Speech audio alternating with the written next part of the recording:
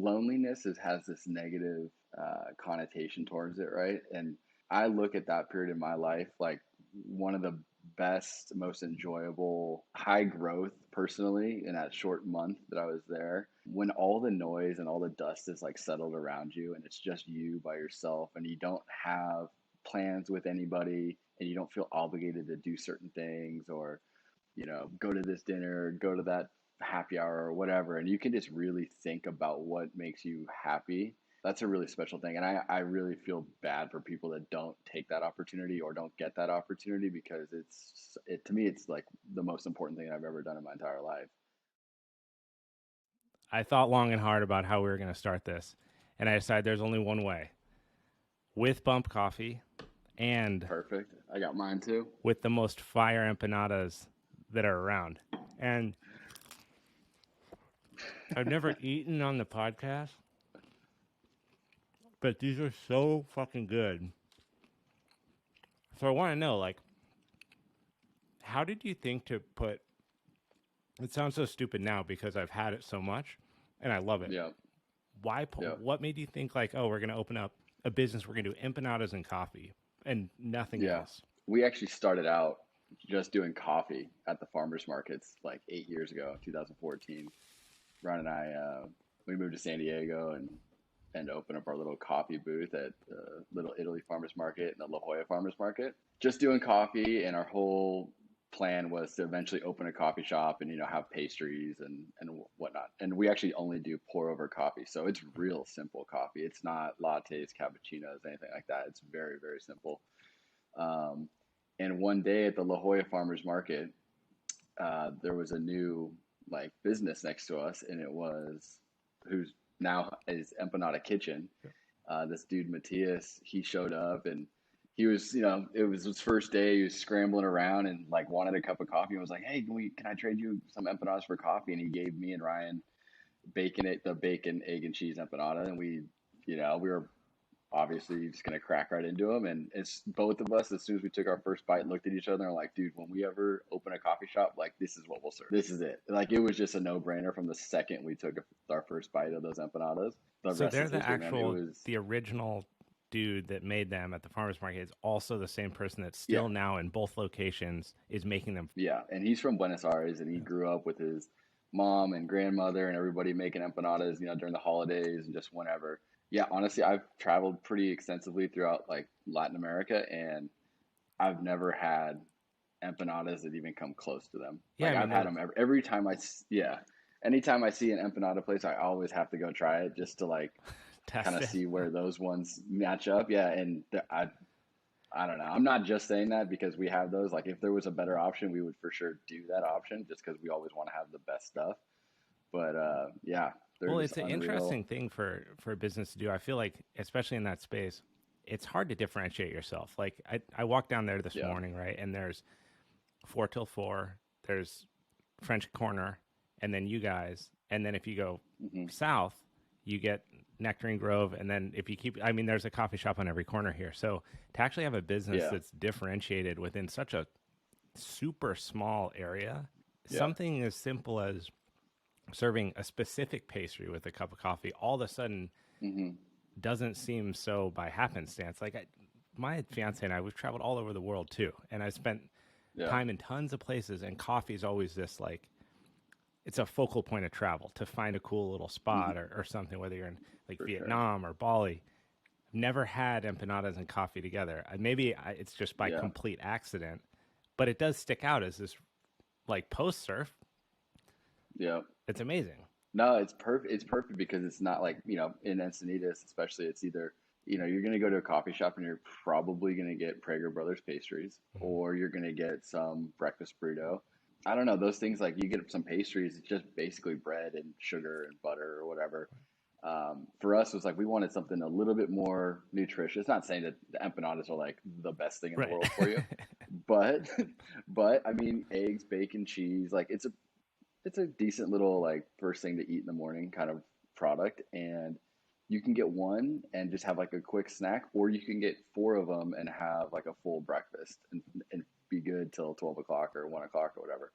um, So yeah, the only other place I've ever had an empanada at a breakfast place was in Lima, Peru, and it was the empanada wasn't even close to as good as the ones that we have. And so that was kind of disappointing, actually. It was like I was hoping that I was going to get a killer empanada, and it wasn't. Well, you guys are hitting the mark. I'm sure we'll get to so many different parts of like how this cookie Yeah. crumbled, but I mean, walk me through like this initial. I'm really curious about the kind of genesis, this point that I feel like so many of us have hit in our life, and a lot of people, Yeah. and no, shade on them, but I feel like a lot of people hit that point where they want to do something different. They want to leave. Hmm. Maybe they want to start something on their own.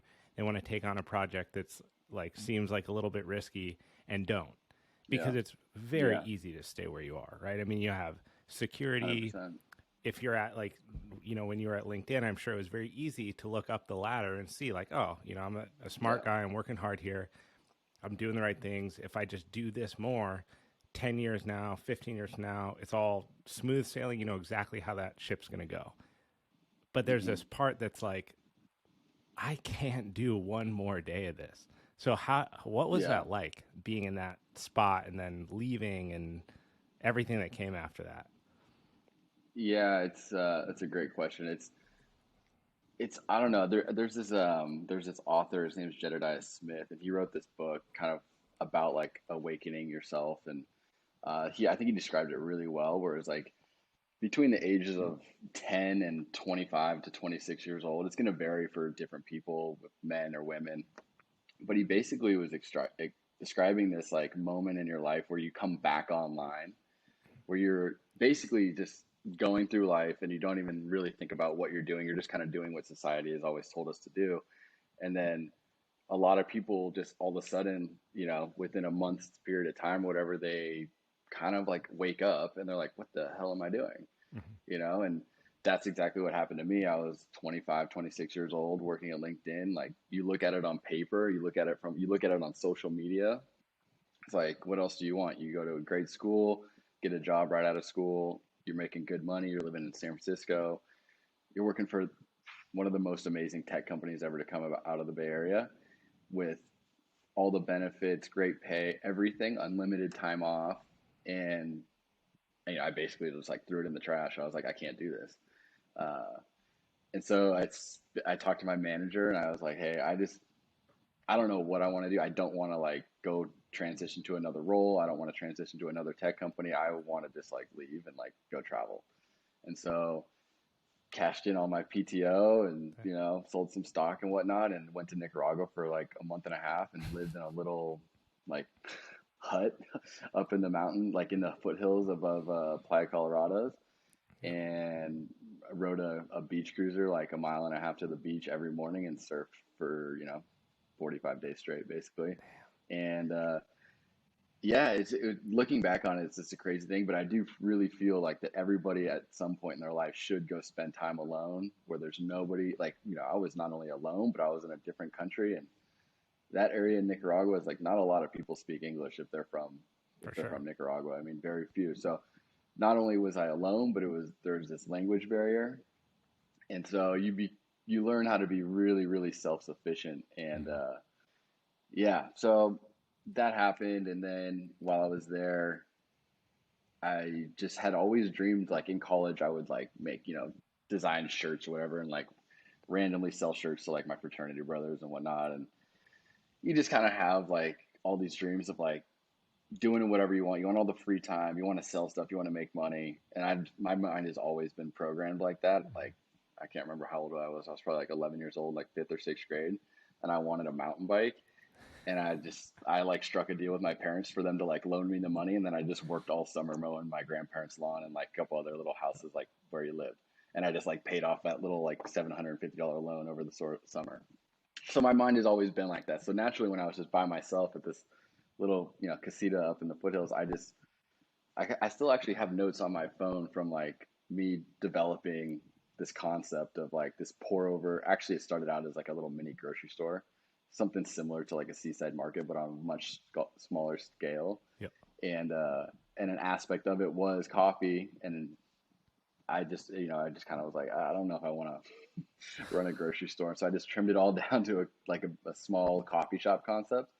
And so yeah, I just spent like a month doing that, and it was It's just like, so honestly, I look back, yeah, it's like so important that spending time alone is a really interesting thing to one to do, but yeah, I feel like there's definitely a lot of fear around it, around being by yourself. It's a oh yeah, strange thing.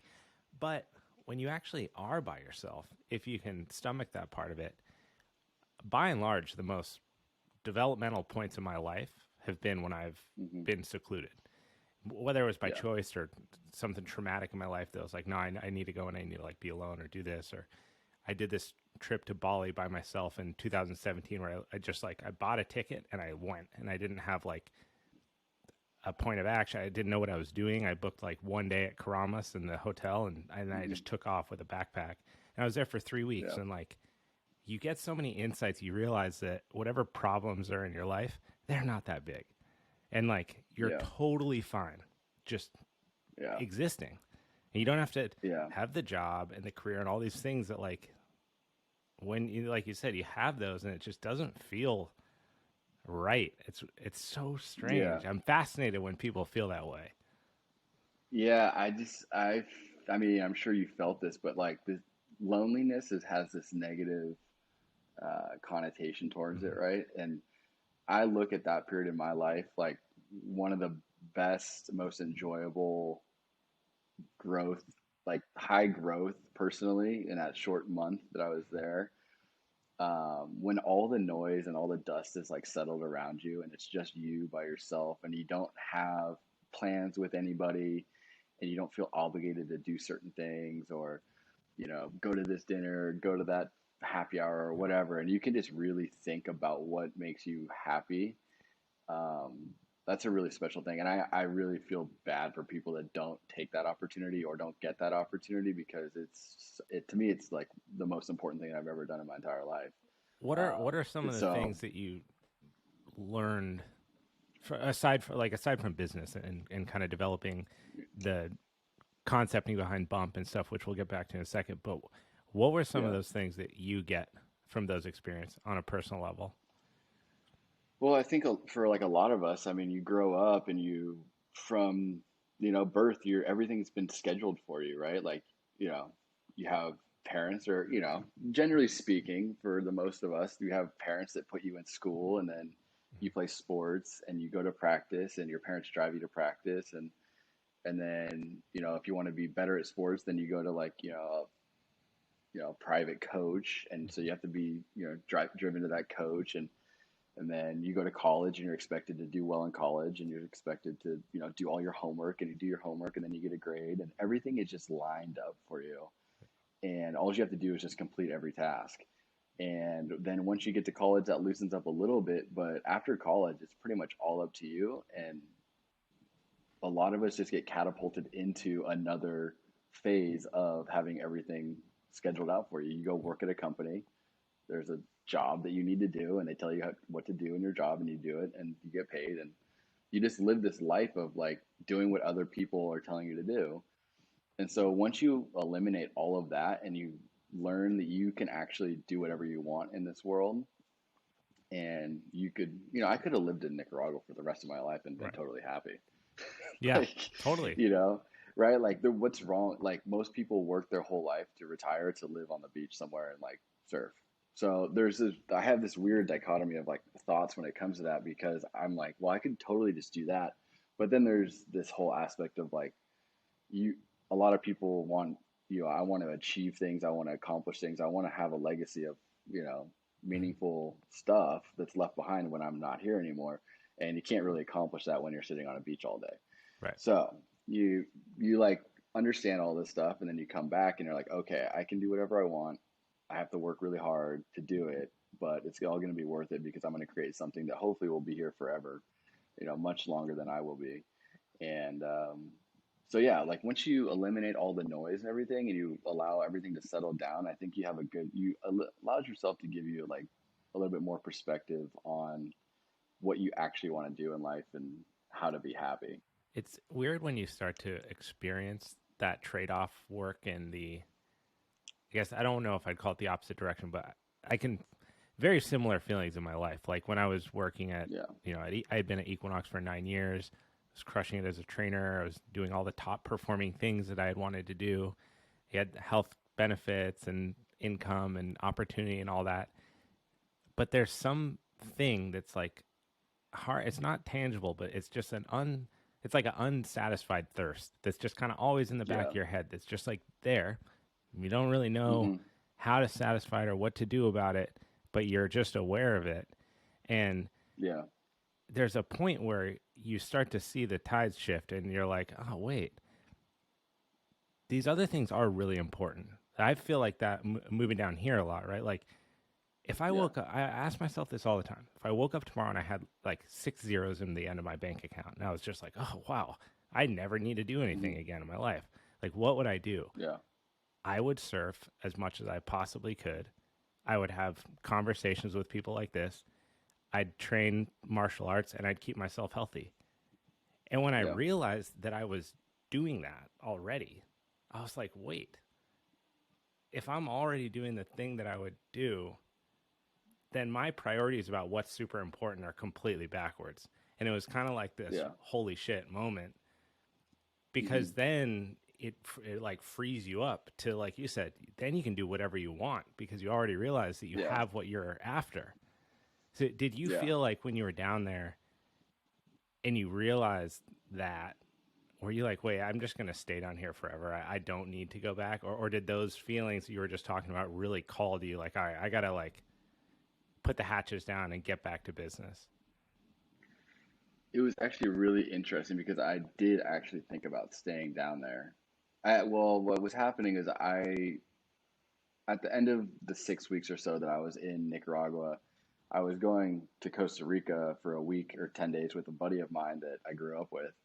And I was like, okay, I'm going to go do this. And then I'm going to go back to the States.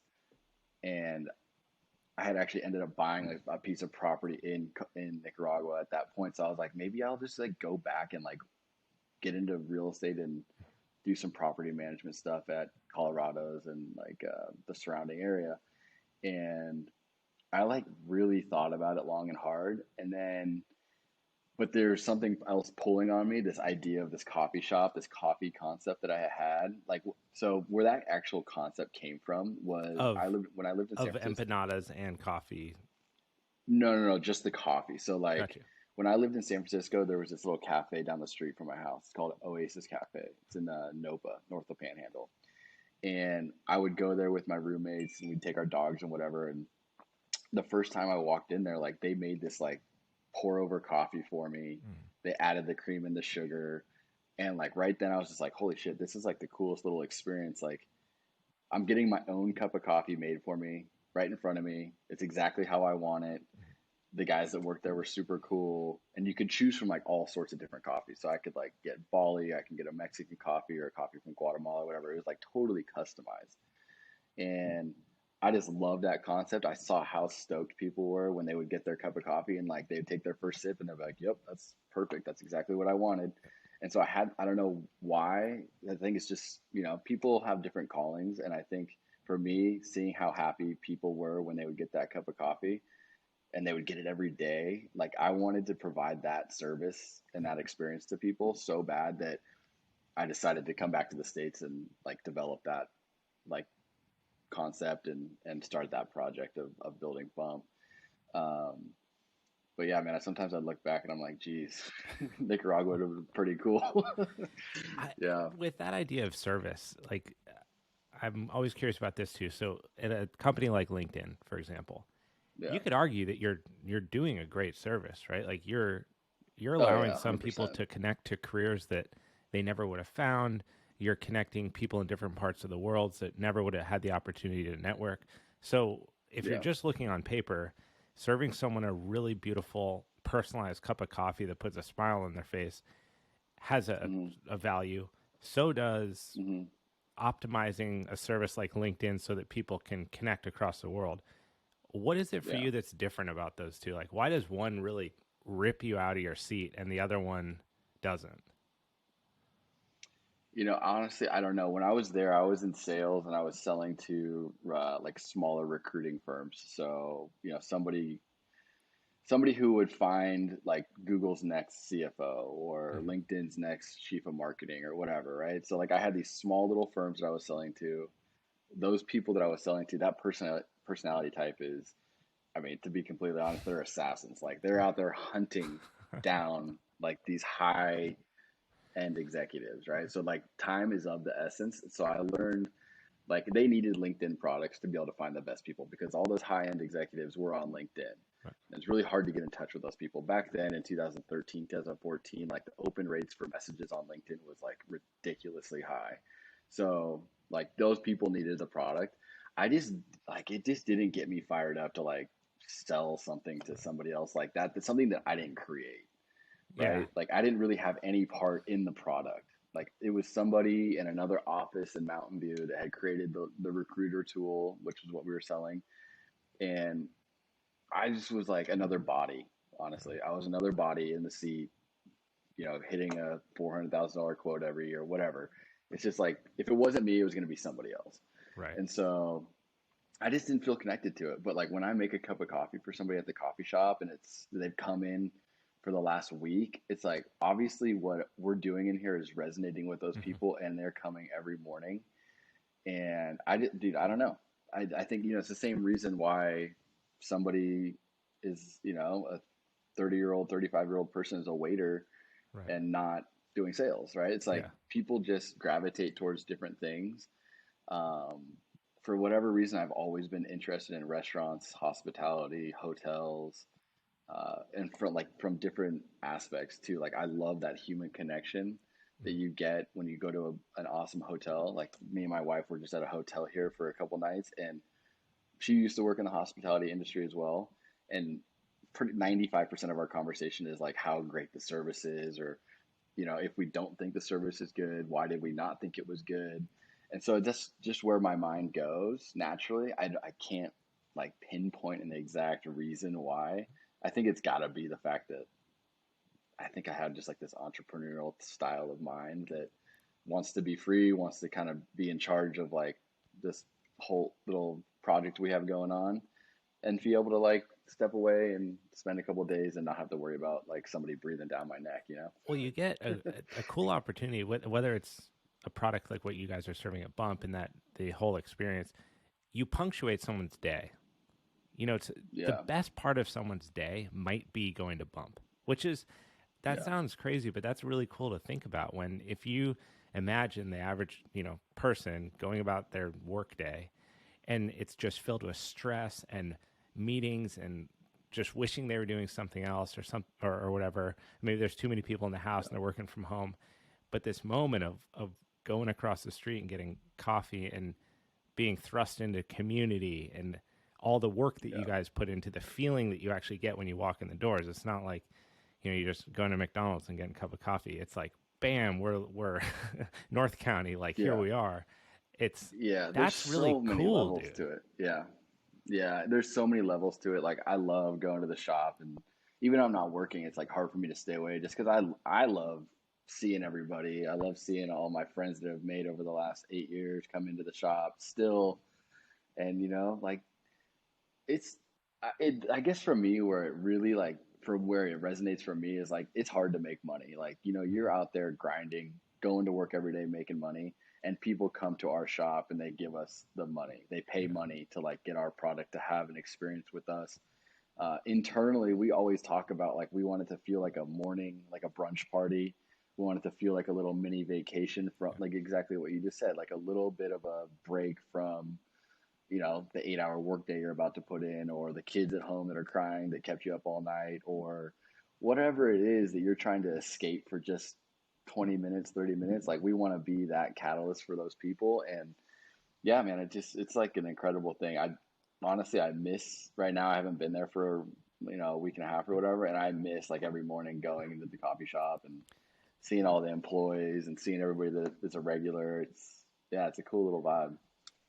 In the current environment, I would say of just like work and everything that you see on social media and how much people want to be successful or to have this like to hit their end goal that I want to be in the movie Mhm. or I want to own the coffee shop, I want to do this thing.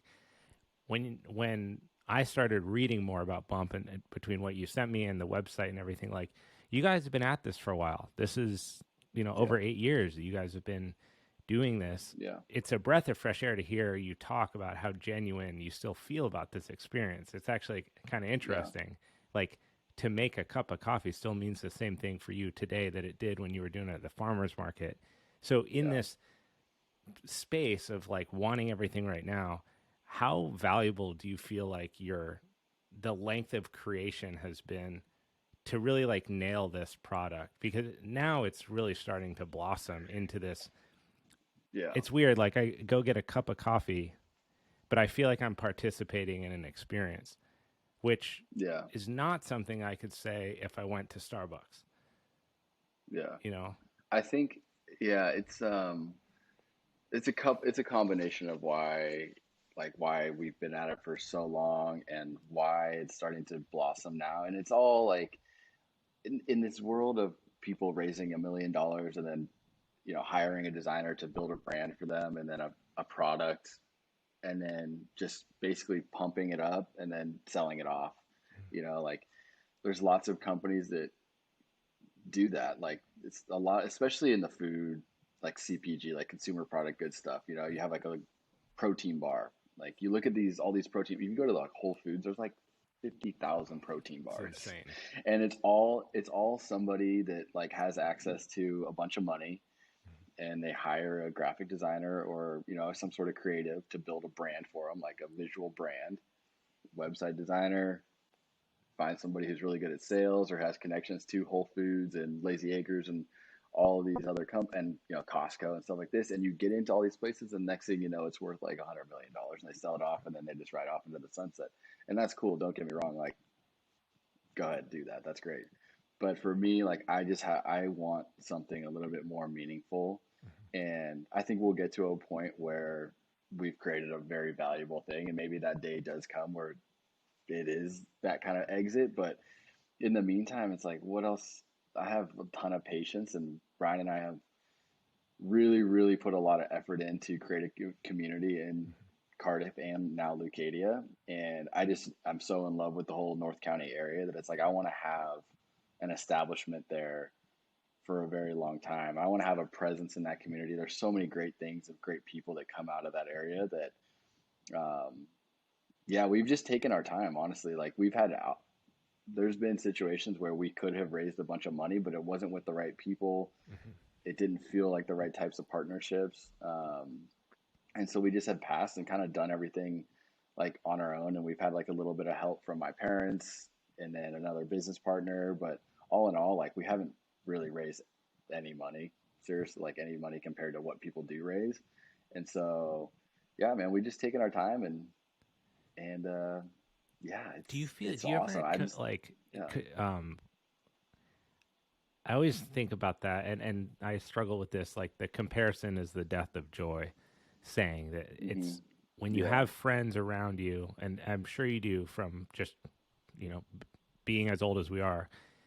We have yeah, probably some really successful friends, people they maybe never yeah, left the LinkedIn job, right? And now they're like in mm, senior management, and they're crushing it financially, or yeah, they're starting to get a little ease in their schedule. And you look around, and I struggle personally sometimes with knowing that I really truly believe that you hit it on the money. Like patience is the thing, and if it yeah, flourishes into something huge one day, great.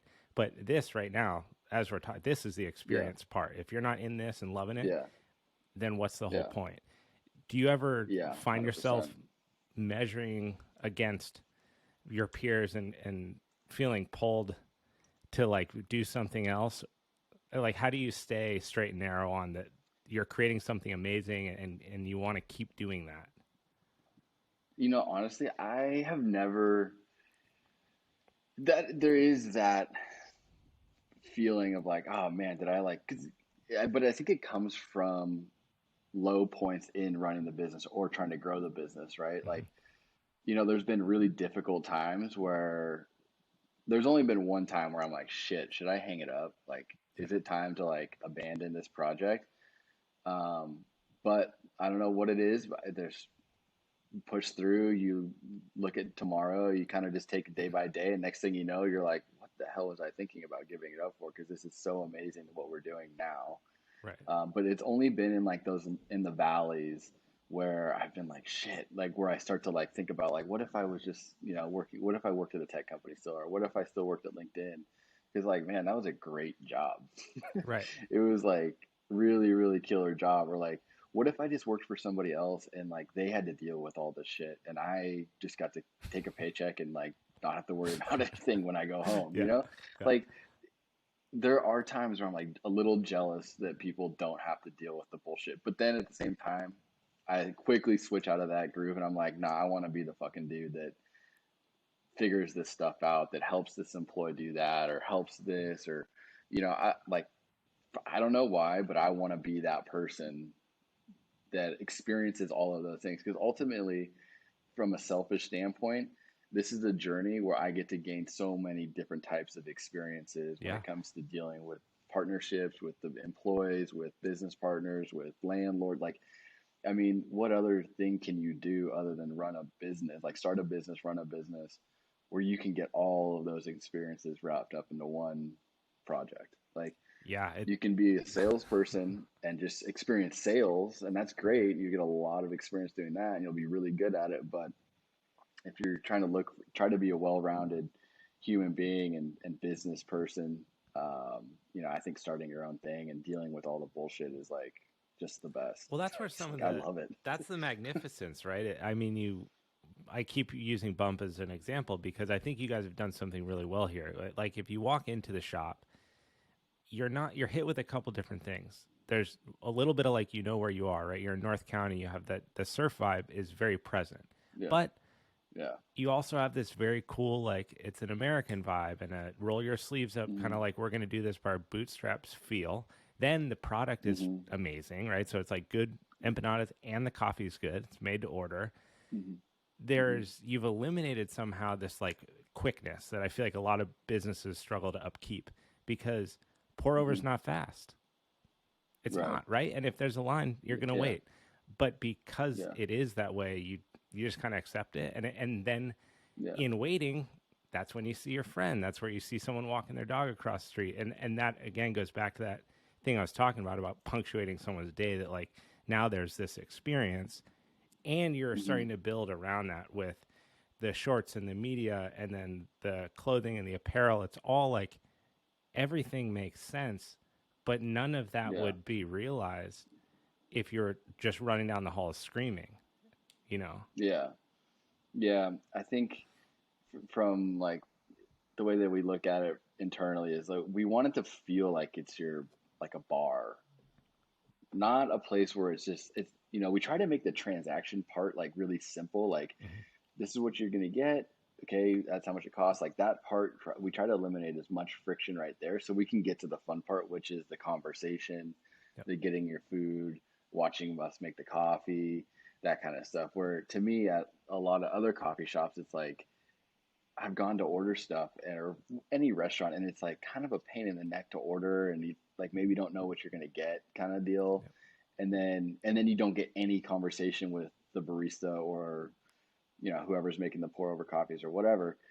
So our big thing is like, hey, we want conversations to happen. We want everybody to, it's always like, hey, how's your day going? What's going on? Like, oh, you're going on vacation. Oh, you're here on vacation. Like, we try to. I guess one of my biggest influences in the hospitality industry is this guy Danny Meyer. He started Shake Shack, Gramercy Tavern in New York, and I've watched a ton of YouTube videos on him, and he's always talking about collecting dots so that you can connect them later. And like what that really means is that when you're having conversations with your customers, I try to invoke this like mentality of like it's always a discovery call, right? So like in sales, your first call with a potential client is like learning about either their business or what their personal wants or needs are, trying to understand exactly where their mind's at, and then kind of gauge like the temperature of how you should take this conversation or where you should go next. And so it's always about like asking people what's up, how's their day going, what are they doing later today, where they're going next week, what their kids' names are. Like the amount of kids' names that I know that come through the shop is it's crazy. Like that's good. and yeah, but like you start to learn so much about people that like what the next time somebody comes in and there's a similarity or there's like a common ground between two people and you kind of like facilitate that connection between two customers that Yes. don't know each other and then they connect and the next thing you know they're always chatting with each other at the coffee shop and like and then another friend comes in and like and it's just now you're starting to build a community rather than just just kind of sitting there serving coffee. You're like actually doing the mental work to put people in contact with. It's a lot of networking, So honestly. Like point blank, how do you scale that? Because that's a challenge, right? I mean, uh, if yeah, I hadn't moved down here. I moved down here before you opened the Lucadia location. So my first experience was hearing about it in the community and then going to Cardiff, yeah, after surfing and hanging out there barefoot in the parking lot and eating. And I was like, they got this going on, right? This is an awesome spot. yeah, That yeah, is a very small location with a super simple hmm menu, right? And you can just hmm execute that all day long. So yeah, when you decided that you were going to do another shop, and hmm perhaps when you think beyond this location and expansion into yeah, south from here, north into Carlsbad, whatever that may be for you hmm guys, how do you keep those values super protected despite expansion? yeah. It's honestly about like the most important thing to Ryan and I is our employees. Um, and having a very like honest and truthful and respectful relationship with each and every one so that we can have those very transparent conversations with the as a team as a whole, like we can have conversations about how we interact with our customers and what our goals are in terms of building a community. And then it comes down to really making people understand that this is we actually we receive money for a cup of coffee or we receive money for an empanada. People don't pay us to be connected to other people, right? Right. But ultimately that's what we're doing is we're actually selling an experience. Is that the transaction is the food and the coffee, but what really people are coming for is that experience where they get to hang with their friends, they get to meet new people. I mean, North County is a lot of like-minded people already, so there's a very high probability that when you go to the coffee shop there's going to be other people that are into surfing or other Right. people that are into fitness or that are into running, and like that's where it's our responsibility to say like, oh, hey, if you're into you train people, you're a private fitness trainer. Okay, here I know this guy, he's a trainer as well. This person, they're actually looking for somebody to train them. Like that's what we do, and that's where I feel like the people really love us for is that. This seems like a shift, So like a yeah, generational shift almost of this experiential business model where you're creating, like you just said, it's like the coffee and the foods, the transaction. That's what brings the person to the building. That's the good that's yeah, exchanged.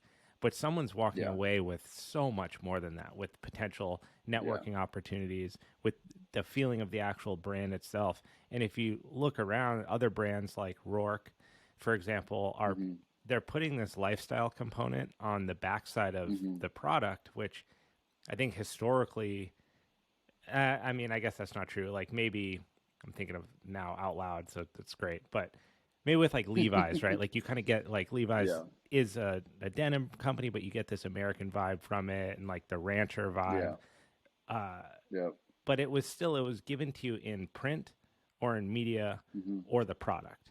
And you wouldn't go into a yeah, Levi's store and have this really impactful community experience, most likely, especially as it yeah, grew. But now I feel like it's much more commonplace to have something where you're drinking the bump coffee, but you're kind of a bump consumer of yeah, everything bump. yeah, yeah. It's interesting actually. Like Ryan and I were so Lululemon has like local ambassadors for Mhm. each store. Ryan and I had the opportunity to be ambassadors for the Carlsbad store, and I actually learned a lot from them in terms of how they grew their community and introduced. So basically, this was a couple of years ago, but at this point in time, Lululemon was, 85, 90% female Yep. customers, and they were looking for a way to build their male customer base. And so Ryan and I had the opportunity to like do couple of events with them, and they like literally were like, hey, get 10 friends together. We're going to put you in this house in Lucadia, and we're going to give you this experience, and we're going to put you in Lululemon clothes, and we're going to do all this stuff. And like every single one of our friends was like, whoa, this, like, not Lululemon people, right? Like, Right. they would wear Hurley, or they would wear Ruka or whatever. They wouldn't wear Lululemon, but we're all wearing Lululemon and like doing these fitness classes and going surfing and wearing their board shorts and all this shit. And like after that, it's like people now, like this group of guys, 10 guys that wasn't Lululemon customers are now Lululemon customers, or at least like wouldn't talk shit about it. Right. Yeah. Like, That's a big one. so yeah. So like Yeah. they, you learn from that. And you're like, okay, so these guys are like, and this Lululemon's like $1 billion company, and they're over here in Lucadia, California, like putting together this. I don't even know how much that would cost, but they looked at that's like not scalable. But then you start to think, well, maybe it is. Like, Right. the bigger you get, the more money you have. Maybe those are the, like, doing the unscalable things tends to be like this tactic that these larger companies use to build these, like, to plant a little seed in a community. Yeah. I mean, and just allow it to, they keep watering it and watering it. And now, like, you go to a Lululemon store and half the store is men's stuff. And I see so many people that are golfing that are wearing Lululemon, that are at the gyms that are wearing Lululemon. Like, it's everywhere now. And it's like, wow, they were doing what they did with us. They were doing it every single store in California, mainly Southern California. And now they slowly built it over 4 years, but I couldn't imagine what type of revenue that they're bringing in from their men's lines now. I do. When I was at Equinox, I actually did the same exact thing with them. So they did like a CrossFit gym in Malibu. They had myself, two other guys, and something else, and they basically gave us like an account to just outfit ourselves with Lulu on at will. And I was the same thing. Like, prior to that experience, I never wear that stuff. I was like, why? I just thought it was like a female yoga brand. And then they flipped that on its head. And then now, what are you doing? I was telling all my clients about it. You're wearing it out in public. It's actually great. And so it just like spurs this growth that otherwise, how do you can't buy that type of like marketing because it's so woven into the community. Advertising. Yeah, 100%. They and this shirt's actually Lululemon. Shout out Lulu, dude. Shout out Lulu, man. Yeah, I don't know. It's crazy. Like, so back to like the building the community thing. I think that it's in your other question about like how do you scale that. It's like really it's about hiring the right people that want to be a part of our brand, that want to be connecting with people, that want to be introducing people, that like we have an employee, Jordan. And from day one, he has been just like, even more than Ryan and I, honestly, at this point, he has been so involved in like connecting people, meeting people. He'll always send me messages like, hey, so-and-so came to the shop, like, whatever, this person, that person. Actually, I have a funny little story. Hit me with it. So I just got my but this coffee is exactly from Jordan too, by the way. So so kind of what we're talking about is very like on par with this story. So there's another podcast that I listen to. It's called The Bomb Hole. It's like the biggest podcast out there. Yeah. And they had Chad Denena on, the founder of Nixon. And at one point in the podcast, you know how they do like the questions or whatever. And like one of his buddies like that asked a question, was like, oh yeah, like look under your seat. And it was like some candy or something. And like they had this inside joke between them about like always getting like the newest candy or whatever. And so I had like listened to it and I was like, oh, that's cool shit. Cause like Chad had like just started coming into the shop or whatever. He's like friends with a couple other guys. And I sent the podcast to Jordan. I was like, yo, dude, listen to this podcast. Super cool. Like Chad has like got this amazing perspective on like business. And just seems like he had a really good, cool, like meaningful experience building Nixon. And I was like, listen to the podcast, dude. It's super cool. So he finally like listens to it. And he's like, dude, I'm going to get him candy one day. And like, he saw Chad come in and like fucking left the coffee shop, ran to the 7-Eleven in Cardiff and like grabbed some like, I don't know, nerd rope or whatever it was. And like popped back into the shop. And like, when he went to go order, he like gave him this candy and he was like, what the hell? And like, it took a second for it to like settle in. But when he did, he was like, fuck yeah, dude, that's super cool. And like that right there is just like Yeah. what we're all about, is like making those little connections, like making that one person's day.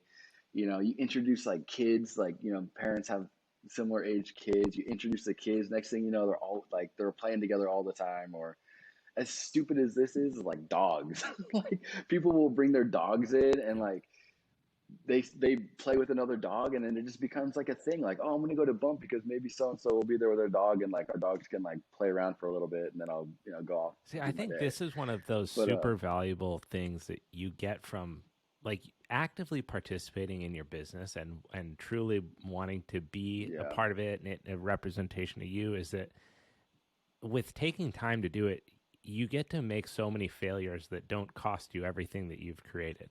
So you can yeah, learn like, oh, that's not how we handle a customer situation. Or, hey, that was awesome. Give them candy thing. mm, Every time that we yeah, have an opportunity like this in the future, bam, now that's one of our like values as a company. It's like, what's the smallest, most nuanced thing that we can do for someone to connect them?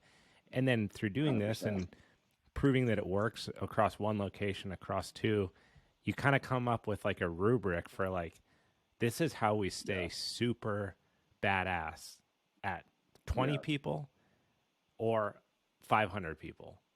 And you would yeah, miss it if you just had a funnel of cash coming in and you were just trying to just rep out product, right? Because how could you 100%. possibly have the time for that hands-on experience? Yeah, 100%.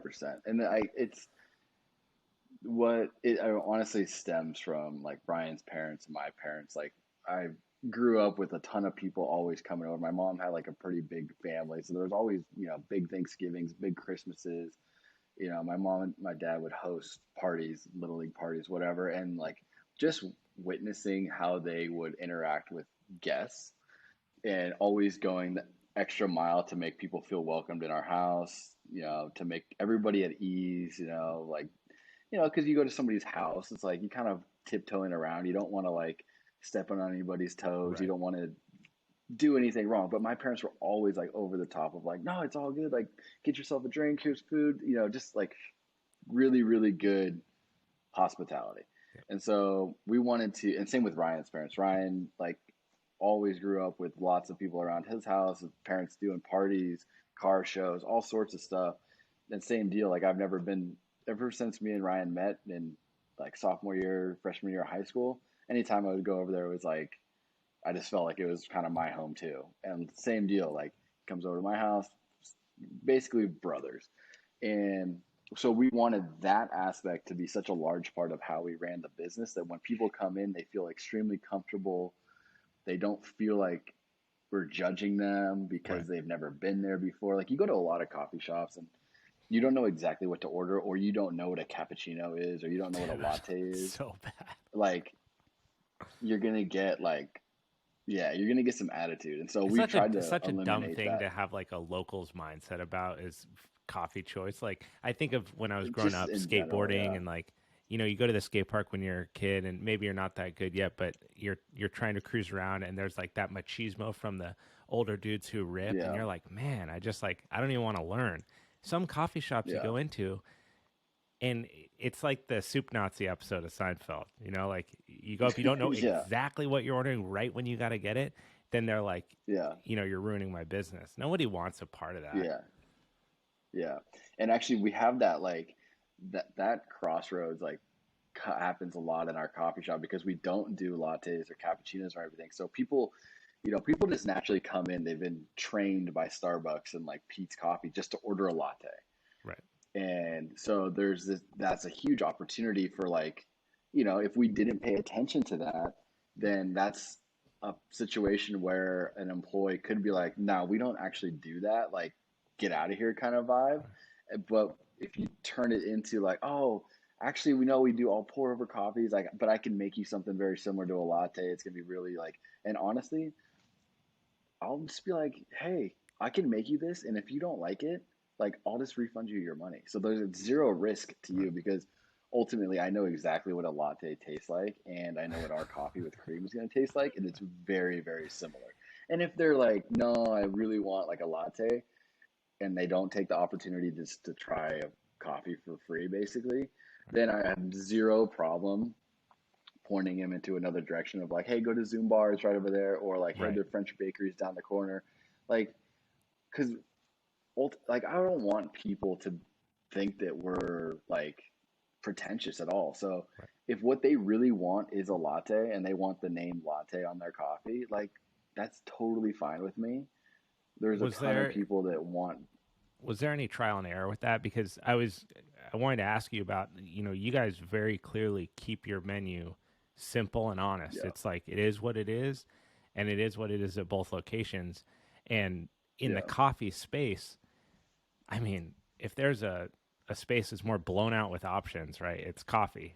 You can yeah, have 10 yeah, different kinds of milk and it can be made 15 different ways. That creates a whole yeah, issue of things on the business side of it, but you hold so true to what you started with.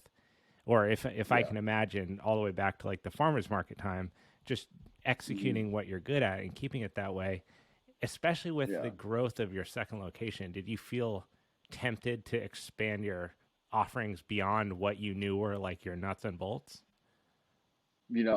Actually, like a little bit because we had a little bit more space in the Lucadia location. So, like, I don't know if you've noticed like this small little difference, but in our Cardiff shop, we have like a very small like Hmm. display refrigerator that essentially only holds orange juice and like some water Right. and like a couple of like little oat bar things. But in the new one, we have like this much bigger fridge. So like even right there, like there was never any thoughts of like, oh, we need to do more baked goods or we need to do cappuccinos or anything like that. But when it comes to the fridge, we're like, oh shit, this is a lot. That would be a lot of orange juice to put in Right. there. So we did have to offer like more stuff in that regard. But from an overall like vibe and brand, like we had zero intention of changing anything. It's very similar to like In-N-Out Burger. Yeah. It's like it's been that way for 50 years and it's never going to change. And they just have, I always talk about this with our employees and like every meeting is like, I've never been to an In-N-Out Burger where I felt like the person that I was interacting with, it was their first day. Like those people are Yeah. so well trained. Everything is executed on perfectly. And like, yeah, there's going to be people that like don't like In-N-Out Burger. They don't like the French fries or whatever. But like, In-N-Out Burger doesn't really care. They're like, okay, that's great. You can go to McDonald's, but we are going to execute for the people that love us Right. every single time. And that's our mentality from that perspective of like, we have empanadas, we have pour over coffees, we do cold brew, and we're just going to do that and do it really, really well, executing on what we do. And um, but a lot of it is like bringing new people in because a lot of times people come in and they love it. They love the simplicity, and there's always these outliers that want more options and everything, and that's totally fine. There's a bunch of other coffee shops that they can go to. So I'm just really not. I don't spend too much time like trying to figure out how I can get those types of people because I really just like my. I feel like our ideal clients are just like us, Hmm. right? Like I'm a very simple person. If I go to a restaurant, like my favorite restaurants are with like 10 things on the menu and like that's it. I Like think it's because then it nice. just like Sometimes it's good to have like a lack of choice. Like you go in and yeah, it's like, I mean, In and Out obviously is the greatest example or most successful on this like simple menu thing where they got tons of capital. If they want to test yeah, new menu items and make sure they're 100% perfect, they could do it in a heartbeat. It would be no skin off their back yeah, to make that happen. You could hire different people to yep, do different things, but you almost go to In and Out because you just want hmm, a simple hamburger that's done well, that's the same today as yeah, it was when you were 9, right? So you yeah, go 100%. because of the reliability. So the whole time that people are chattering to, oh, well, you should do this or you should do that. No, you shouldn't in some cases because Yeah, going back to that idea of scale, like as the bump brand grows and grows, and there's hmm, also an energy trade off here. So if you guys wanted to put yeah, in espresso, and then now every person who comes in has to be trained as a true barista, and then with that, there's going to be yeah, burnt coffees, and there's going to be learning, and then you have to yeah, have someone train. That's time, energy, money, and resources that can be put towards bump media projects or yeah, trips and video edits and more things around the like creation of this whole brand that you guys are doing. So it's like, do you really want to invest all the time and effort so that the every 40th person can get an actual Yeah, latte instead of trying something new exactly. for the first time that they've never had in their life, and then learning Yeah, also that they like it. 100%. Yeah. Yeah, that's really what it's comes down to is, people always want to give you recommendations, and I'll listen to every single thing that people have to say because, there are some times where people do have like good ideas, but for the most part, you have to kind of like take a quick look at like who's giving you the Right. the recommendation. Like, are they a business owner? If they're just some lady that's on vacation from wherever and there's like 30 kids and they're telling me that I should offer, some sort of like Like candy or pizza. something. It's Yeah. like, yeah, it's like I think you should open a coffee shop Right. and You do should sell pizza. that. Yeah. So It's just there's just times where you got to listen, and like I said, I listen to everything, but you got to have a pretty good filter on like what you actually let get into your head. well, I think too the delivery of what you're saying when someone comes in, and I feel like this is true for any business, anyone anywhere doing anything that involves a transaction. If someone comes in Hmm. with a question, they're not asking that question to piss you off or because they think your business is dumb. They're asking that question or Hmm. preference because that's just what they're used to. And so if you return that with, Yeah. we don't serve water at this bar. Well, now they think you're Yeah. an asshole and they're going to tell all their friends they Yeah. think you're an asshole. And that's just going to Hmm. percolate throughout their known community of people who knows, maybe somewhere in that community of people that they know, there's a future investor that now is completely off the table because of how you handle that. Or Yeah. you can say, what if I try making this? And by the way, money back if you don't like it. Knowing Yeah. there's a 95% chance this person's palate for coffee is not Yeah. sophisticated enough to pick up the difference between a cold brew with cream and some crazy Yeah. latte, right? But then Yeah. that person walks away and now they're going to tell someone else about it. Now they're going to tell a friend, a family member, a community member. So it's in every business, there's multiple ways to handle the situation. Even Yeah. something like Totally. suggesting Zumbar, right? A competitor. Hmm. Why on earth would you do Yeah. that? Because now you've enriched that person's experience again. Yeah. Well, that's exactly how I look at it. Is like if they're not going to pay money for something, it's like, well, at least I could do, which is free for me to do, is recommend something that I think they're going to be happy with, Right. and then at least they got something out of our interaction that was positive. And I just, it doesn't really bother me if somebody else, if they go to another coffee shop. Like, I just don't really care. Like, if I was trying to spend all my time thinking about every person that went to another coffee shop in Encinitas every single day and didn't come to ours, like, God, I'd probably go mad. It's like, who cares? Like, all we can do is just try to bring people in, like-minded people in, and that's where you kind of start getting into this whole branding thing, the media, Yeah. How did social that media, come about whatever. to put together? Rourke is the only other company I know that does like kind of lifestyle shorts about their product. Granted, Yeah, it's apparel, so it makes a little bit more sense up front that you would showcase how the apparel is used. Although coffee yeah, and is an looks, integral part of every experience, right? That you're going on. yeah, So how did yeah. that? I mean, yeah. So we've always wanted like a lifestyle coffee brand. That was always our thing. Was like, we drink coffee, but why do you drink coffee? The waves are good. I need a little bit of pick me up right now. Like, I just like everybody drinks coffee before they go surf. Everybody drinks coffee before they go mountain biking in the morning. Everybody drinks coffee while they're fishing. Like, nobody, I Hunting, don't know, everything. maybe yeah, yeah, everything. So it's like, why can that product not be marketed just like any other lifestyle brand, right? Like, you're wearing a shirt when you go fit, or you're going fishing, you're going to wear a shirt, but you're also going to drink coffee. So why do we market them differently? Right. I don't know. So it's actually picked up in the last couple of months. We've Derek Dunphy has come on board, and he's been doing like a lot of those little short videos that you're starting to see, which is basically showcasing like our customers, like people. A lot of that's what I was saying. There's like so many people that come out of North County that are highly successful, whether it's a surfer or a business owner or other types of professional athletes. Like, we have all these photos that you see in all these social media accounts for They're all all these from here. amazing surfers. Like, yeah, all the photographers are living in Right. Encinitas, and so it's like they all come to the shops. Like, why not do little videos on all these people? And you know, people, it's crazy once you start to get into our community and you really understand like what people do for a living and who they work for or what business they started. It's just like mind blowing because the rest of the world like sees all this stuff in photos and it's like all being kind of created. Pretty Dude, much it's funny everything you in the say that surf industry because comes through and yeah. when I was living up in LA, you know, for a decade prior to this, my fiance and I moved down to North County during the pandemic, and my biggest fear, 100%, was that this would be some sleepy community with zero entrepreneurial spirit, and I would lose Yeah. all my like personal career momentum, and I would just turn into a bum.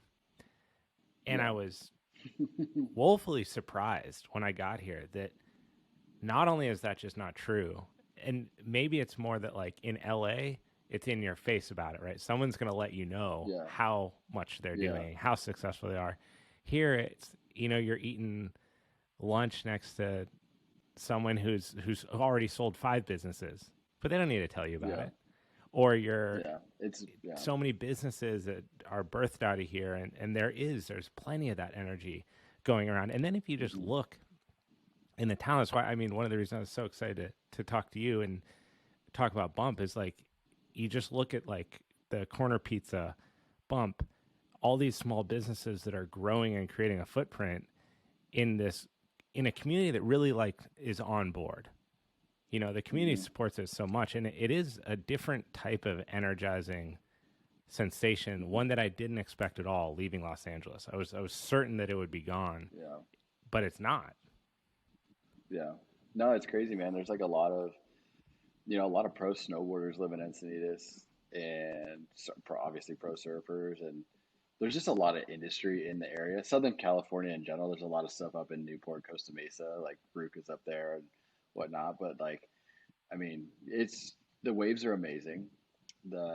It's, pretty quick to get out to Utah or Colorado and go Yep. snowboard or Mammoth. And, you have direct flights to those places. And like, when I saw that you were born and raised in Steamboat, and Yep. like, dude, the shoulder season is kind of miserable out in the mountains. Like you can't ski or you can't snowboard, Yep. and what else are you gonna do? Mountain biking's not great because it's muddy, and um, Yeah, it's a so there's like a downtrodden lot of time of people. year there. That's like Yeah, mud season is kind of a bummer. It's just everything. yeah, Yeah, you can't quite do anything yet. That's something that being in, I mean, there's a reason I haven't left California in over a decade. You know, like you can be yeah, surfing overhead surf at from 5 a.m. to 7 a.m. and then you can yeah, literally be in the mountains if you wanted to, skiing or yeah, snowboarding, and then you have access to Utah, Arizona.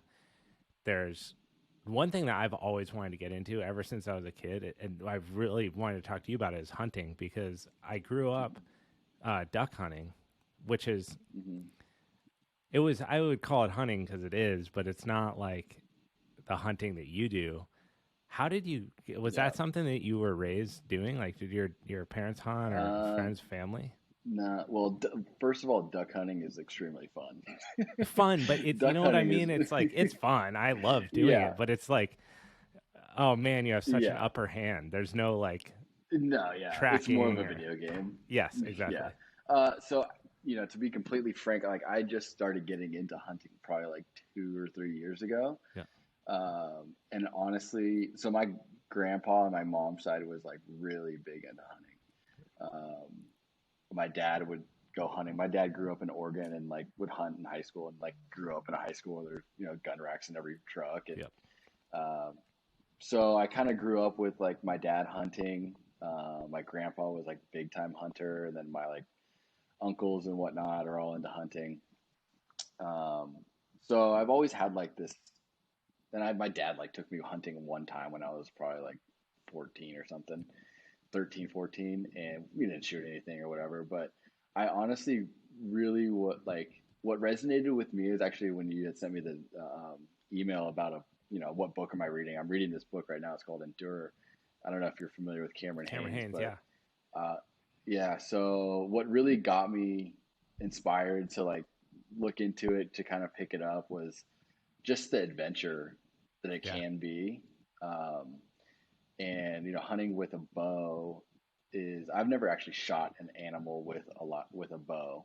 It's extremely difficult, but that's like the cool part about it is, I've gone hunting with a couple buddies from Santa Barbara. We went just like north of LA, and you have a 40-pound pack, and you're hiking in 5 or 6 miles, and you get into this remote area where there's no cars, there's very few people. Like there's areas north of LA that have bighorn sheep, and we walked in there, and we're on this ridge, and there's this group of bighorn sheep, and you're like, what the hell? We're in California. These are animals that you would only see like in Montana or Colorado or whatever, and like there's these crazy majestic animals, and just that whole experience. Like, yeah, hiking is cool and camping is cool, like backpacking is cool, but when you add that aspect of like you actually have there's like this other mission that Right. you're trying to accomplish, it turns it into a whole nother experience. And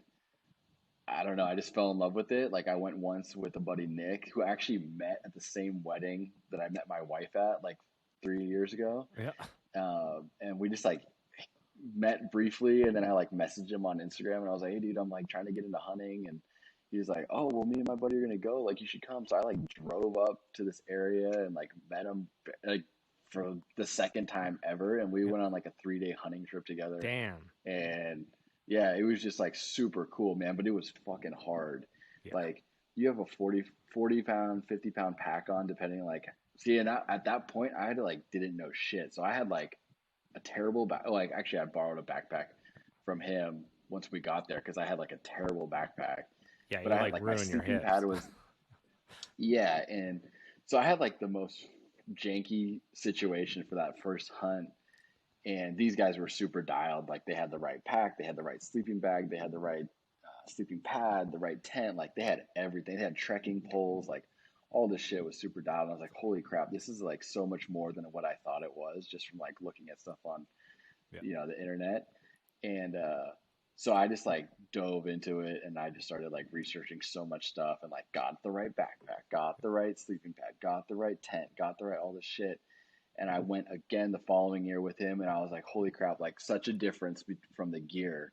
I Yeah. love gear. Like gear is like the coolest thing in the world to me. Yeah, that's why I start like And 90% of the sports I do. It's that yeah, initial you're like, oh, that gear looks buying cool. phase. Yeah, yeah. So so I went on that second hunt with him, and this is like we're in California. It's very hard to find like mature deer in California. Right. The first day that I went hunting with Nick and his other buddy, we were walking down this ridge, and we spotted this deer down in like this gully, like in this riverbed, and it was like too small of a deer for these two guys to Yep. like shoot. Like they're really experienced, and but they were like, dude, that'd be a great first deer for you. So I like got all my shit ready and like scaled down this like shale fucking cliff. I don't, dude, it was steep. It was like walking, like it was like a dune basically, but like shale rock. This is like the first afternoon that I've ever hunted with these guys and or bow hunted, Yeah. and just had this amazing experience where I like got within like 70 yards of this deer on this side of this hill, and got to basically got to a position where it was like if I moved anywhere, he was going to see me and just bolt, which is Right. ultimately what happened. But like to have an arrow knocked on my bow and like be in somewhat a position to like maybe take a shot was just like the coolest experience. And like understanding how the wind in the afternoon is moving, like these thermals are moving up the Yeah. hill. So like if I was even with him on like the elevation of the side of the hill, like he wasn't going to smell me. Just like the Whoa. wind, like Yeah. everything Yeah. was just, yeah. Yeah. So it's just like, it's such an experience. And because you're like, just like you're thinking about what they're going to smell, then like now all of a sudden I have to pay attention to which way the wind is blowing. Is it going up the mountain? Is it coming down the mountain? Like, everything, your whole environment comes into play. Like, what type of terrain am I walking on? Is it loud? Is it quiet? Like, if it's super dry and crunchy, like, you kind of almost can't move too much. You almost have to hopefully put yourself in a position where that animal is going to walk by you or Damn. get at least walk in some sort of area that you're going to have a good shot. Like, and so, reading this book in particular is more about the grit of like hunting, and like he came up from like, a nothing type of childhood and Yep. like built this whole life out of bow hunting. And so just like the amount of hard work, like the dude runs like crazy insane. amounts of miles. Insane. Yeah. Yeah, insane. And so like to see like and it's really relatable when it comes to business because there's like things that happen where I'm like, fuck, dude, I don't want to go do that right now. Like I don't want to get up again Right. at 4:30 in the morning to go like make orange juice. But then like, fucking fucking Cameron Haynes like image will pop into my head and he's like running a fucking marathon at 4 o'clock in the I morning. love I'm like, that okay, I can get up and go make orange juice. that's your business spirit animal for making orange juice in the morning is Cameron Hayes doing like Yeah. an ultra marathon. But hey, I mean, Yeah, he's like running them. there's truth It's there. true though. Yeah. I mean, it's just like the no excuses attitude. Like Yeah. everybody can come up with excuses, and like I think we all fall victim to wanting to make excuses. But in the grand scheme of things, like, dude, nobody gives a shit what your excuse is. They just want the orange juice. Like they just want the empanadas. They just want the coffee, dude. Like they don't care Yeah. that you were out partying last night and you feel hungover. Like that's not their problem. When You know? when you guys like did the initial move into the Cardiff space, I feel like that's a pivotal point in a lot of people's careers. Like when you're an entrepreneur, right? There's this point of like having ideas. You're so worried that everyone's going to take your idea, so you don't want to tell anyone about it. And then you realize that like it doesn't matter because behind everyone's got ideas. Very few people have action. So then you take action and maybe you do something like go from being in Nicaragua, thinking about the coffee thing to like being at the farmer's market, actually selling it, going, whoa, we're starting to exchange dollars for product. This is pretty cool. I was just thinking about this a bit ago. But the difference between that and like securing a brick and mortar location and then that becoming successful, like, what was it like before you guys opened Cardiff when you're thinking about doing that, but you hadn't done it yet? Well, yeah, we had looked at a lot of spots like in the Encinitas area. Like we had looked at like initially, like dude, we started out doing like there was more farmers markets that we were doing, and like one of them was the Encinitas farmers market. So we were like in Encinitas a little. We were living in Encinitas, but like a lot of our business was like outside of Encinitas. And And this is so with we like were like bump looking at banner branding, like you guys are essentially a tent of yourselves at this point. yeah. And actually, we had a different name at the very beginning, Well, but we quickly switched it. It used to be Coastal Local Coffee, and then we would do these farmers markets, and people would be like, "Oh, are you growing the coffee like locally?" And we're like, "Fuck, dude, yeah, no." nope. And like that constantly kept coming up, Yeah. and then this one girl that we knew was like, "You guys got to change the name," and we're like, "Oh, fuck, okay." So we would literally just like we were in our one bedroom apartment being like, oh, phone coffee, pen coffee, paper coffee, whatever. And there was a bar of Sticky Bumps wax. And Ryan was like, sticky coffee, Bumps coffee. And then Bumps coffee kind of like resonated with us. And we're like, oh shit, maybe we could like make it like about this like character, like this old surfer dude who's named Bumps. And we like, whatever. And then we were like, what about Bump Coffee? And our other buddy Phil was like, "Oh, everyone's gonna think you guys are cokeheads," and we're like, well, we're not, so who cares?" Yeah, so we're good. And Bump Coffee kind of sounds sick, like Right. it kind of works. Is like Bump Coffee. It's almost like a verb, like, "Oh, let's do coffee." And so that we fucking stuck with it, and then we actually didn't mind the fact that people were probably gonna think that it had to do with drugs, like whatever. Well, there's some Like, humor in are you that so too, lame?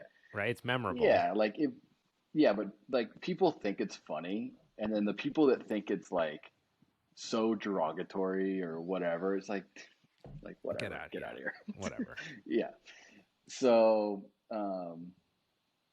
so yeah, getting back to yeah, we like had these like so when we first transitioned, we were like okay, it's time to like find an actual physical location.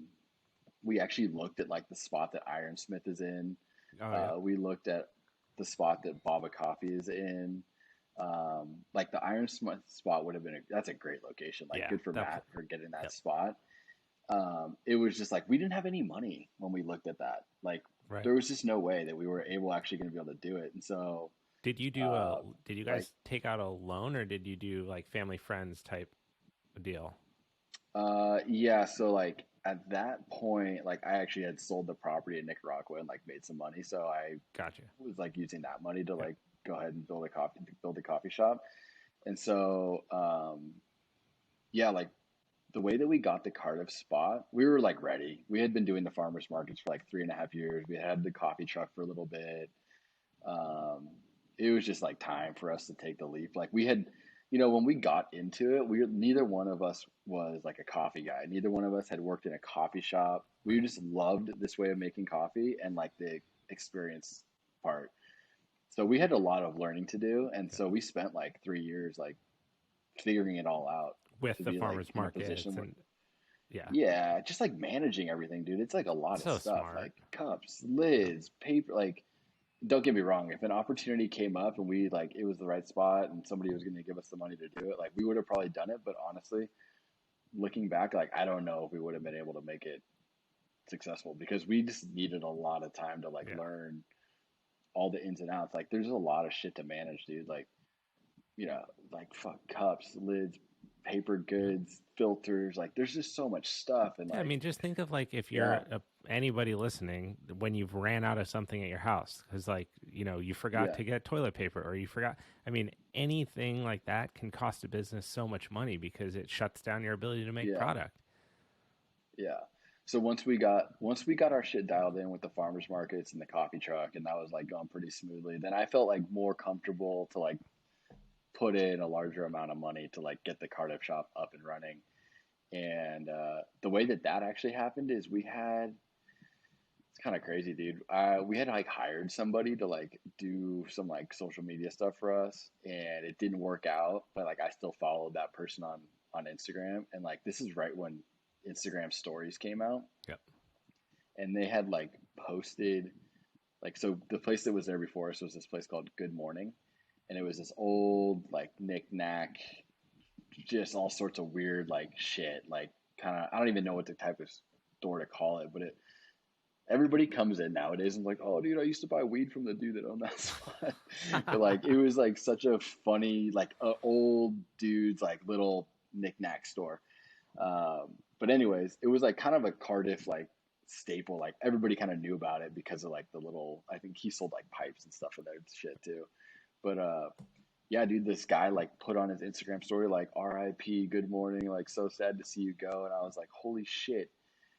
I recognized like the facade, like that turquoise facade.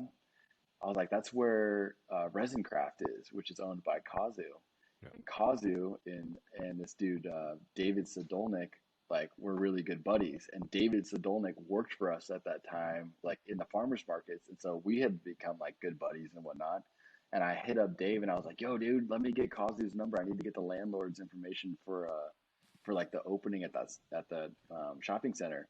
He was like, all right, cool. So he sends me Kazu's number. I hit up Kazu. I'm like, hey, let me get the landlord's information. Dude, we had like a lease drafted and signed within like 4 or 5 days before they even put up a for rent sign. And Damn. like, it was like, holy fuck. Like, and dude, it's the trippiest fucking thing because at that point I was like 20, I might have just turned 30 or I was 29. And I fucking remember right now vividly, like being in the shower and saying like, I want to open a coffee shop by the time I'm 30, like an actual physical coffee shop. And then that happened like 2 weeks later. Damn. And it was just like the fucking weirdest thing. Yeah. It's so trippy. That's But manifestation, actually. yeah, I don't know, dude. It was very, you have these moments in your life where you're like, okay, I'm going to fucking do this thing. Yep. And then like, it's almost like you need to say that to yourself for it to actually happen. Like that was one of I those buy that moments, for sure. Just being, you know? I mean, I feel like when you say certain things out loud and really commit to it, there is something going on there where you're acknowledging that you are ready for that thing. And Yeah. maybe it's complete coincidence, or maybe there is something that's like a little more tied in there. But it's funny when Yeah. you get to see those. It's the dots Yeah. thing, right? Connect them later. Like you got the dots, and now you're like, Yeah. oh wow, damn, I did kind of Yeah. put myself out there for that. So then you guys, Yeah. I mean, now you got it right. Then now you got to build the damn thing. Yeah. So we had to build it, dude. It was a fucking nightmare, honestly. We had like one contractor that kind of like dropped the ball. one of our a customer that had been coming to the coffee truck and whatnot. I like had talked to him, and I was maybe like expressing like how like annoyed I was with the contractor, and he was like, "Well, I have somebody that like built my deck," and I was like, "Oh, okay." And so he like gave me this dude's number, and had like a little bit of a meeting, kind of showed him what was going on, and dude, this guy like saved our asses basically. Him and his like brother and his cousin, like, and his uncle actually like kind of came in and like saved the day. We had like frame because we had to do like I had to do everything, dude. There was like a 10-foot hole in the back of the spot to try to get down to the sewer to like replace it because it had like leaked, and Yeah. it was a fucked up situation. We like it was just gnarly. So luckily this dude won, and he actually built out the Lucadia shop for us too. Came in, made everything right. Like all the like we had to tear down the bathroom and then like rebuild the bathroom to like give us more like spacing was a little off in the pre-existing structure, so we had to like kind of redo some shit.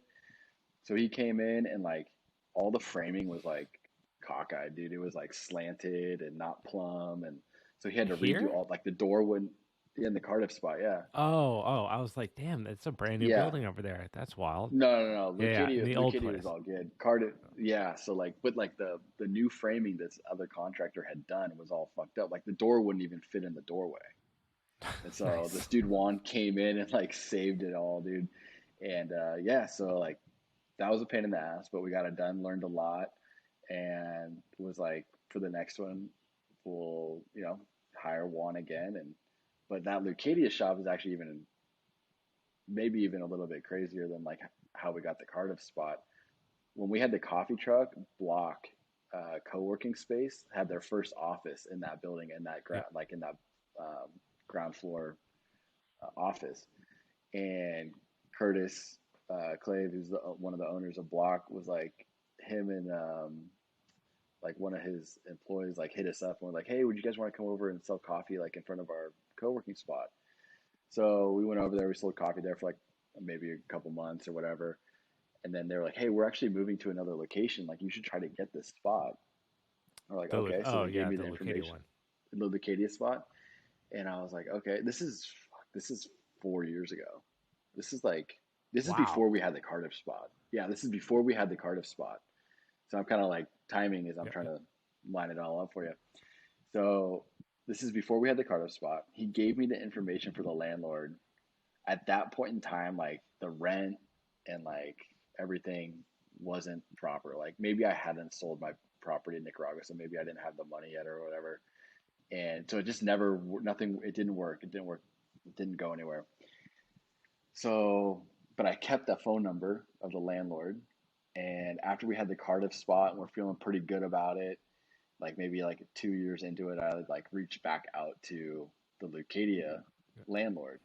And I was like, "Hey, like, I don't know what's going on with that spot." He had rented it to somebody else. I was like, "Okay, whatever." Another year goes by. Like, "Hey, what's up with that spot?" Like, "Oh, like I got my business in there." Just never, nothing ever synced up. Like, it just didn't work. Right.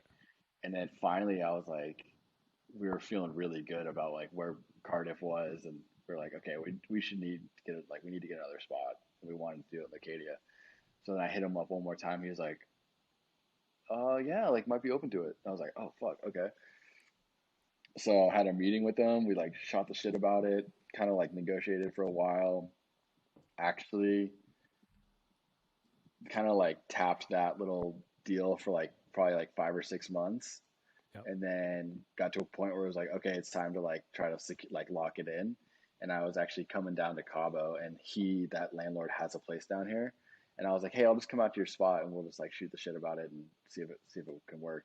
Go out there. I took like a 6 pack. We hammered all the beers and like made a deal and signed a lease like 2 days later, and that was that. That's epic. Yeah, I mean, Yeah, it's pretty dude, cool. it's But such a it's good like, fuck, spot. dude. Yeah, it's a great spot. It just and that's one of those things like so, things just take some time. Like if Yeah. it's the right thing and it's gonna work out, like you just gotta have patience with it. And yeah, Yeah, if you're in the right space and you're feeling like you're going in the right direction, it takes a lot of trust, but you have to because otherwise you're living yeah, someone else's deal. Plain and yeah, simple. 100%. Yeah. So what's on the Yeah. horizon for you guys? Like, obviously, this shop's gonna crush it. The location's great, the vibe's great, community's great. So, what do you see Yeah. Bump becoming when you have, you know, when Trevor closes his eyes at night and you envision what Hmm. Bump can be? What is that? What's that Yeah. look like for you? Dude, honestly, I actually just had a meeting with the whole team like a month ago, and I was talking to them about this. We want Bump to be the beverage company of action sports. Like instead of Red Bull shit, I want it to be Bump shit, and I want it to be, Yeah. like the biggest beverage company out there in the action sports industry. So there's a lot of work to be done, but I just think that like those brands have like such a stronghold on all those athletes and all those events and those competitions and everything. And honestly, dude, I just don't know if fucking people are drinking that. Like, are Dude, people hammering Red 100. Bulls in the Here's the morning? deal: Like, I don't know. you're not drinking Monster. Like, you're Yeah, and I not. mean, maybe they are, but like, I just personally know too many athletes that like come to our shops and like I see them not drinking that shit. They're drinking a cup of coffee, and like it's like why not have a bump at you know at Breck? Why not have a bump at Copper? Why not have a bump at fucking Big Sky? Why not have a bump at all these other ski mountains? Like why isn't a bump on the North Shore of Hawaii? Why isn't there? It's like we've clearly created a brand that resonates with that demographic of people, and so it's just up to us to keep expanding. And dude, I'm 34 years old, so I got a lot of time to make it all happen. And Brian's the same age as me, and we have our other business partners the same age as us, so we're all Isn't pretty that nice? young. Like, And I'll be 34 in January, and part of me, I swear to God, I feel younger every year in very strange ways. I think a big part of that's just, as I'm sure you know, like when you take care of your health and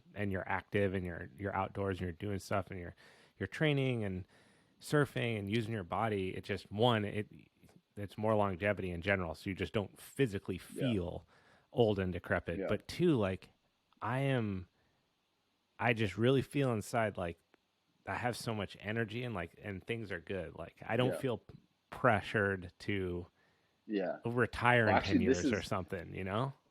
yeah. Well, actually, when Tyler had like reached out to me and asked me if I would be down to do the podcast with you, I was like, "Fuck, actually, yes, like I would," because I have I have like questions for you when it comes Yeah. to fitness and longevity, and like I don't know what type of content you're consuming on like the fitness side of stuff. I would imagine a pretty good variety and like Hmm. high volume, but to your point of feeling like more energetic, like I agree. I feel so much better than I did like in my mid 20s Yeah. today. Well, Like when you're it's running on crazy. And empty, so you know. yeah, exactly. So Thank you so much, man, for sitting down with me and talking everything Bump. I'm, as you can imagine, a massive fan of the brand, everything you guys are putting together. I'm very appreciative that you've built a location across the street from my house, and I will be spending oh yeah. many mornings consuming way too many empanadas. So, thank you so much, man. Yeah, dude, really appreciate it, man. I don't get the opportunity to talk about it in a large like format. So thanks, man. I really appreciate the opportunity.